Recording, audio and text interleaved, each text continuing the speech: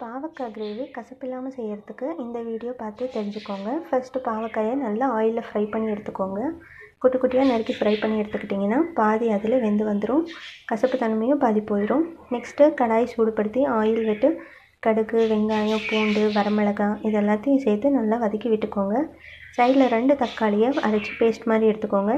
இப்போ இந்த பேஸ்ட்டை ஆட் பண்ணிவிட்டு இதையும் நல்லா பச்சை வாசனை போகிற அளவுக்கு வதக்கி விட்டுக்கோங்க.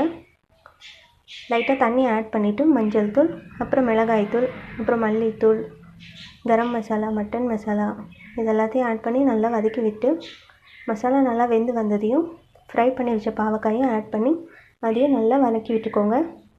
ஒரு கோழி குண்டு அளவுக்கு புளி கரைச்சி அந்த புளி கரைச்சதையும் சேர்த்துக்கோங்க. கடைசியாக கல்லுப்பு சேர்த்து ஒரு 10 நிமிஷம் மூடி வச்சுருந்தீங்கன்னா பாவக்காய் நல்லா வெந்து வந்துடும்.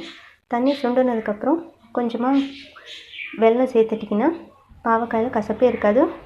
இந்த மாதிரி ட்ரை பண்ணி பார்த்து எப்படி இருக்குன்னு சொல்லி கமெண்ட் பண்ணுங்கள்.